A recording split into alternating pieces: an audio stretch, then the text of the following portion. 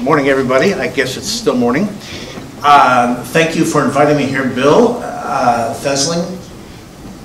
He gave me two very significant challenges when I came here. The first one is he wanted me to tell you how a liquid fluoride thorium reactor could cure cancer. And it turns out there are no papers on the subject, so we wrote one. And that leaves me free then to speculate any way I want. And the second challenge, which was much more significant, is that the only thing that stands between you and lunch is me. So with those thoughts, when people think about nuclear energy, this is kind of what they think about, you know, a huge bomb and Godzilla coming out of it. That's what they're afraid of. So I'm here to tell you that this is not actually what happened. Okay. This is what happened. Godzilla was to try out as a defensive linebacker for Ohio State. And that year, the NCAA adopted a rule that you cannot eat the ball carrier. You see, regulation can be very difficult on industries, and as a result, he didn't get the job, tore down some Japanese cities in revenge. So that's the real story. Now, nuclear energy has just got a very bad name, and you guys are all in the field, so you don't maybe realize this so much, but people remember. So what happens is that people either minimize it to the point where if you just, you know, get under your chair, for those of you who are old enough to remember this is duck and cover, why you're just going to be perfectly safe. I remember reading that a thin board will protect you against a nuclear explosion. As a child, I remember reading about that. So maybe all this shielding we really don't need. And I just couldn't resist this one. Safe, harmless, giant atomic bomb toy. I thought that was pretty much trying to minimize that. So you have the maximizers and the minimizers, and of course the real truth is somewhere in between. Getting just a bit serious here for a moment, but allowing me to wax poetically. The greatest scientist of the 19th century, in my opinion, but completely unknown to the public, was James Clerk Maxwell, who about the time of the Civil War came out with the Maxwell's equations, which defined how electricity and magnetism work. If you read the original paper, and I have, they were 20 partial differential equations that were linear. How he came up with them, I have no idea how he even dreamed of them. Eventually, in the next 20 years, the vector calculus was invented, and they could put them into a form that made sense, but it was not obvious at all from the first papers. And I get excited every time I look at this, because all of these four equations, in fact, come out of four-dimensional space-time as Einstein, the symmetry of four-dimensional space-time as Einstein defined it in 1905. They fall out automatically, except for the zero over there. I don't know if you know what the significance of that zero is, but if that were not zero, there would be magnetic monopoles. That means you could have a magnet with both north or south pole magnets without having the other. And it would mean that the fundamental charge on the electron had to be quantized. But the fundamental charge of the electron is quantized, and we have no idea why, but as far as experimentally we know, that remains zero.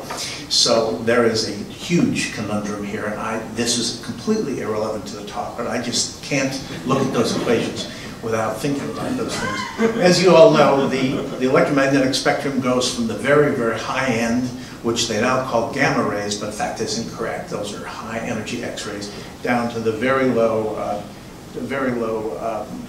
microwave, and finally long waves.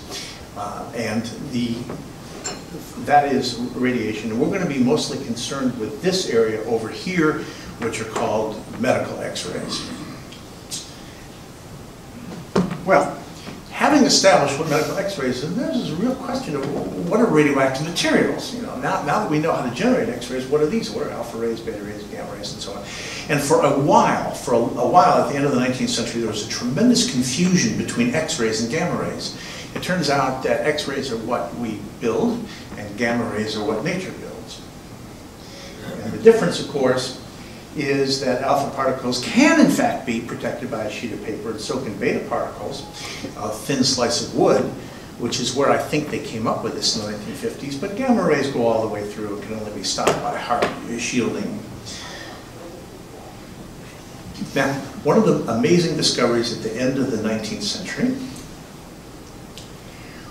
was the X-ray. And this is the most famous X-ray ever taken. It's the first ever taken in the world. And I'd like to point out to you that Röntgen, who has discovered the X-rays, took a picture of his wife's hand. You will not see a picture of his hand anywhere. Okay. This opened up the possibility of using X-rays in a medical way. And then within a year, this is absolutely amazing, this kind of thing was discovered. If you had some kind of cancer, superficial like that, and you just pointed an X-ray at it, well, it would go away. And I don't know how the heck anybody thought of doing this, except I think medicine in those days, they had something new, so they tried it, because nothing much worked for anything. And this was a pretty amazing thing. So the first paper on X-ray came out in 1896, and within 1897, these kinds of reports started to come out in the literature that this somehow, in some magical way, would get rid of tumors. And that began the age of quackery. I particularly like this one. You could buy a radium generator for your house. We have a lot of nuclear engineers in the department. Does anybody know what a Maché unit is? I couldn't. But there were 5,000 to 10,000 of them in this thing, that you for sure. And it cured gout, and it cured syphilis, and impotency, and all sorts of things. And they sold a lot of this stuff. But the era of scientific medicine also opened up. This is a chest X-ray. So the person's heart.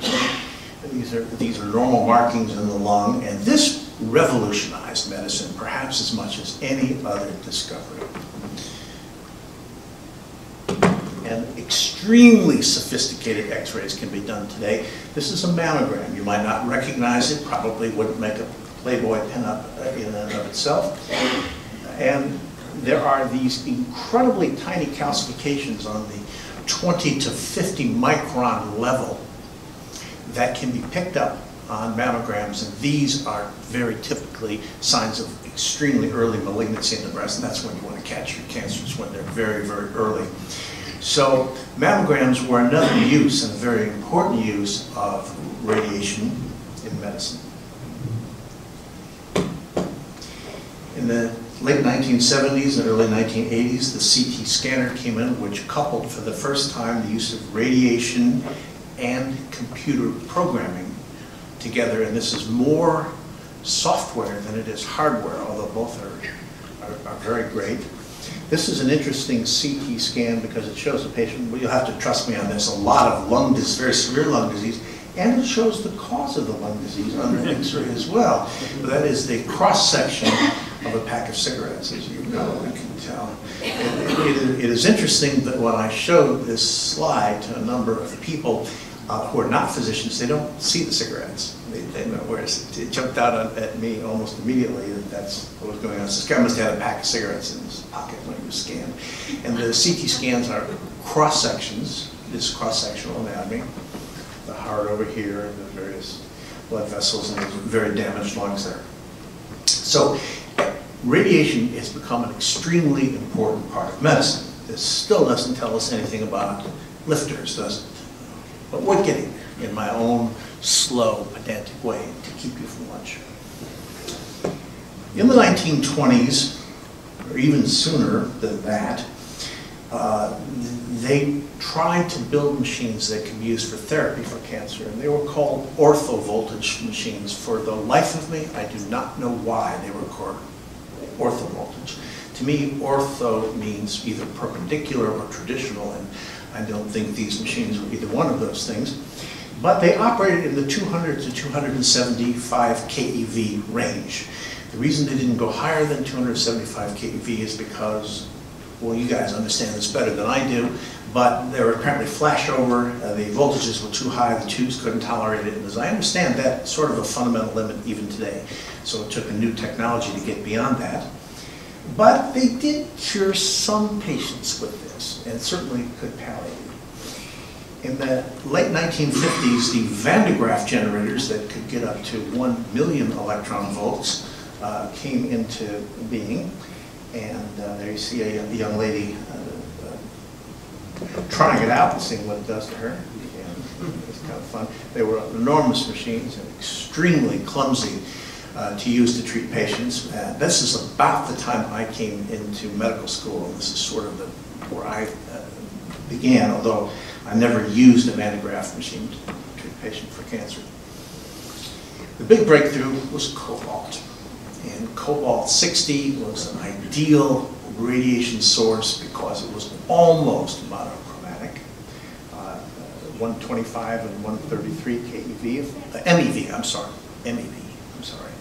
Remember, and the cobalt decays to nickel, and that became the standard therapy. Today, the Nuclear Regulatory Commission hates cobalt machines. They consider them, as a priori of the previous talk, a tremendous source of terrorism possibility, because these machines are fairly simple. They have radioactive cobalt in them. You can tear into them, pull the cobalt out, and sell it, or use it to poison people. That's actually happened, but not in terrorism. In Mexico, a cobalt machine, what they did when the cobalt source became weak, half-life of 5 years, they just threw it out in the back of the hospital. And somebody came back looking for high-quality scrap, and they picked this up, and they took it in the truck, and they cut it into pieces and sold it as scrap. And it set off alarms and Melanoma as it passed through the area.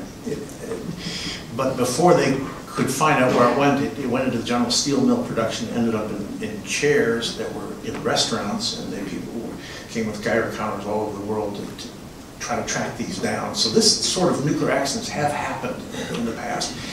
And cobalt-60 has therefore been phased out. The other problem with it is that there's no money in making these machines. And you'll see about this. So there was a huge economic incentive as well to get rid of them. That's a cobalt machine, and when I was in Boston training back in the late 1970s, we treated a lot of patients with cobalt-60. We cured a lot of cancers with cobalt-60. It was a very curative modality. And Canada, which made the machines, was so proud of it, they even came out with a stamp, 37-cent stamp, cobalt machine. That gave way to the Betatron, which I've also used. The Betatrons could get up to very high energies, 35 MeV, and we'll see in a while why these high energies are useful. I always thought it was mainly an expensive machine for converting electricity into noise. These are the most noisy things you've ever heard. And when you ran them at any length, they smelled bad. It's kind of an electrical wire burning smell to them. But it was an attempt to get to higher energies, and we'll talk about why that is important in a minute. This is a modern linear accelerator. You can buy one for about $3 million if you have a license.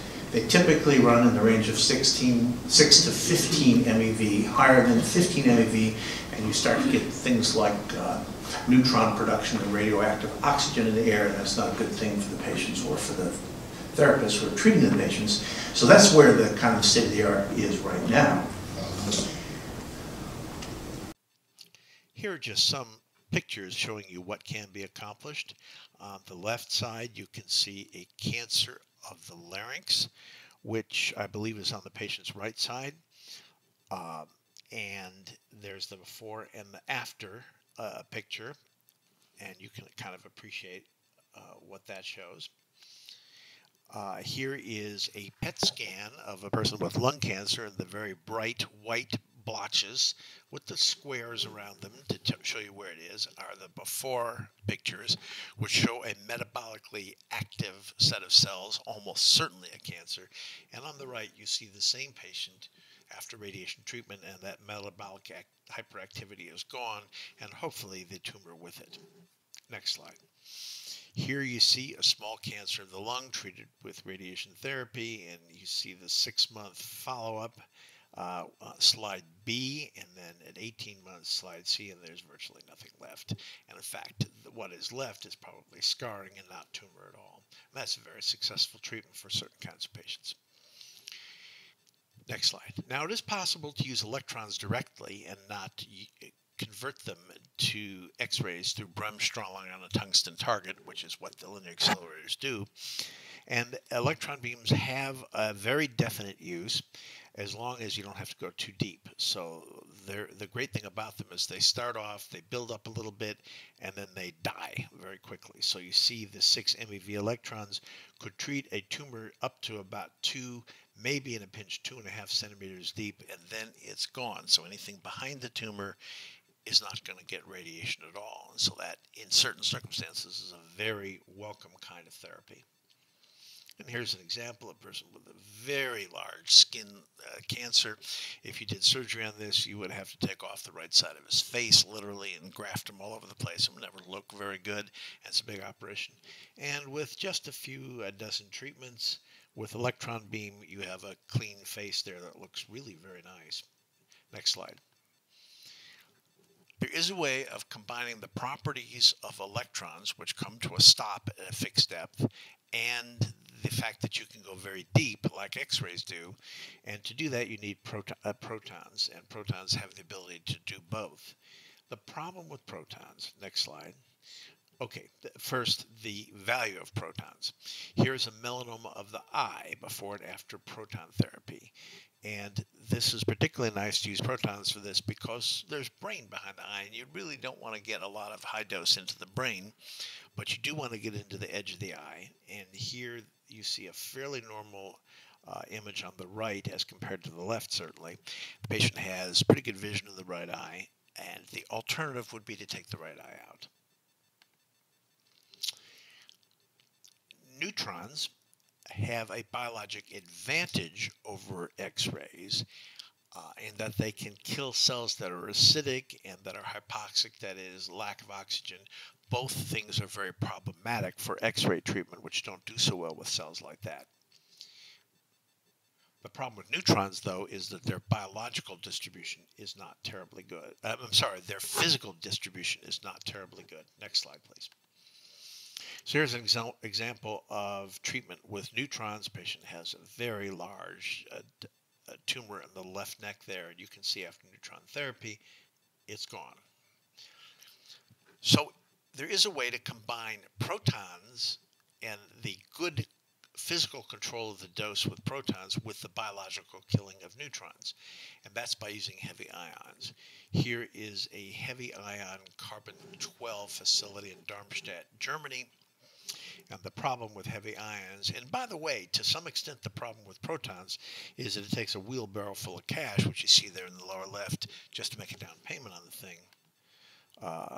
These things cost, the facilities with heavy ions cost hundreds of millions of dollars, and even a proton facility will set you back $75 million.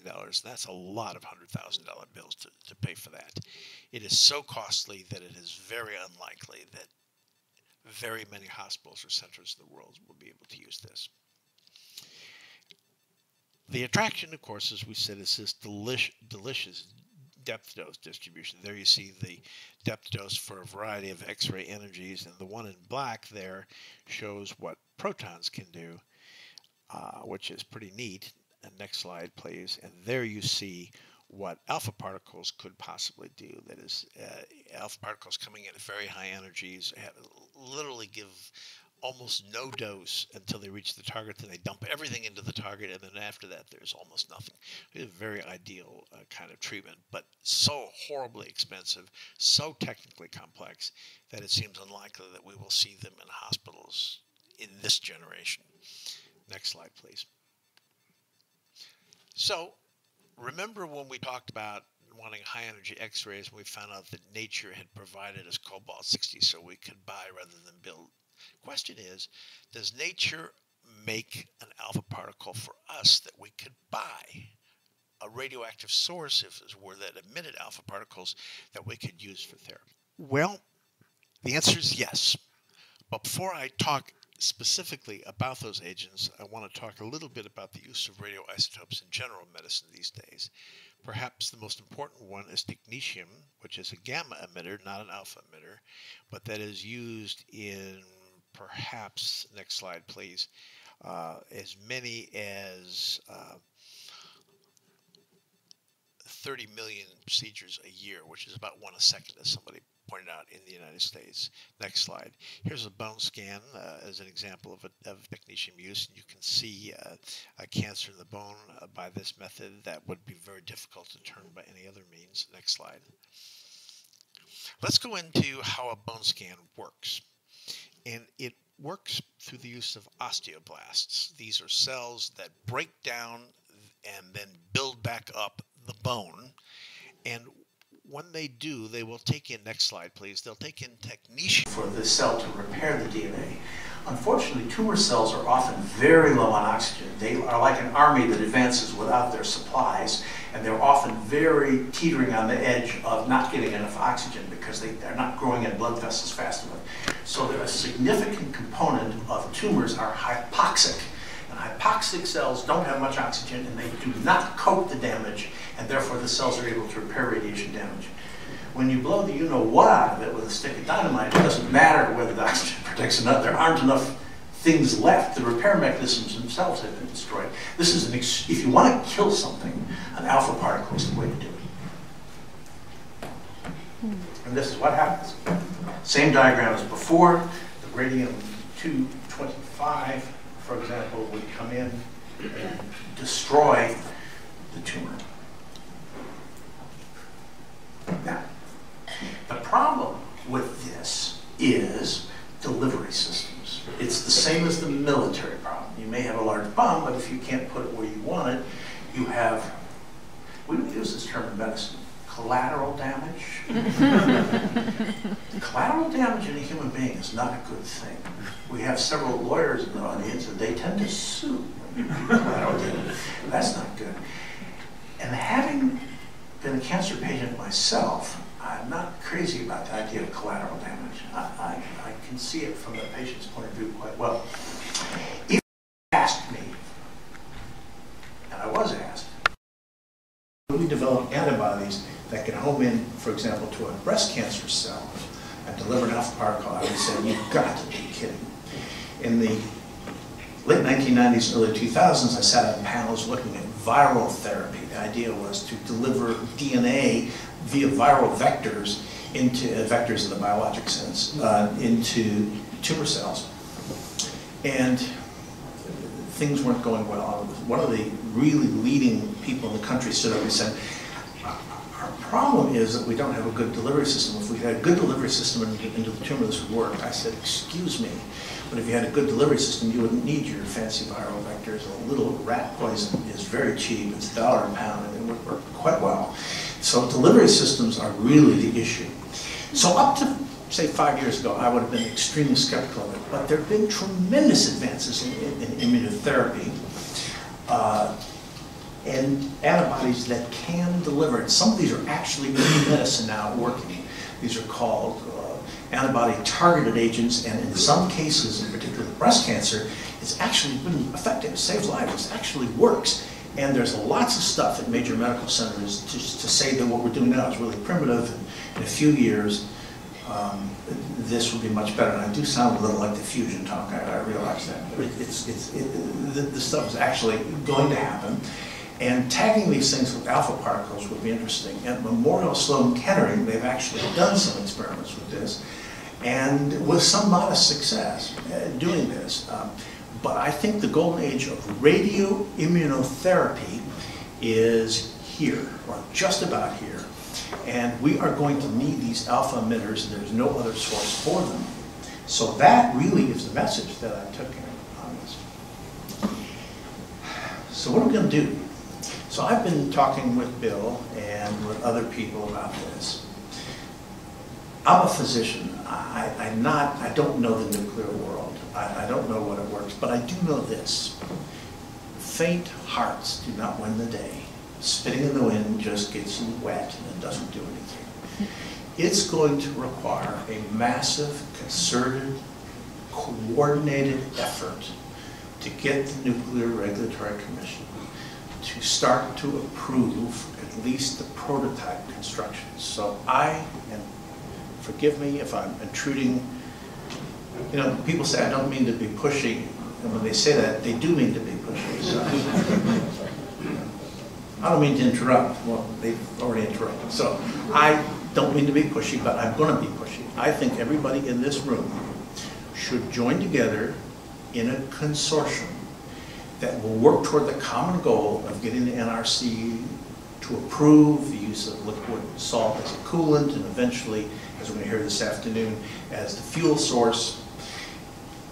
And if everybody can cooperate, at least for a while, I know that's asking a lot, the idea of cooperating, working together, but if everybody can cooperate and work together, a consortium can be formed that both has the expertise to start to build these new systems and to convince Washington that they need to allow it to happen. And those two things have to happen together. I'm going to suggest, since I'm a physician, a radiation physician and a cancer doctor, and that's what I do, so I'm going to push my agenda, I'm going to suggest that the prototype be billed as a source of these alpha emitters, and that it be billed as a source of technetium, which is going to be a crisis in a few years, as Michael told us.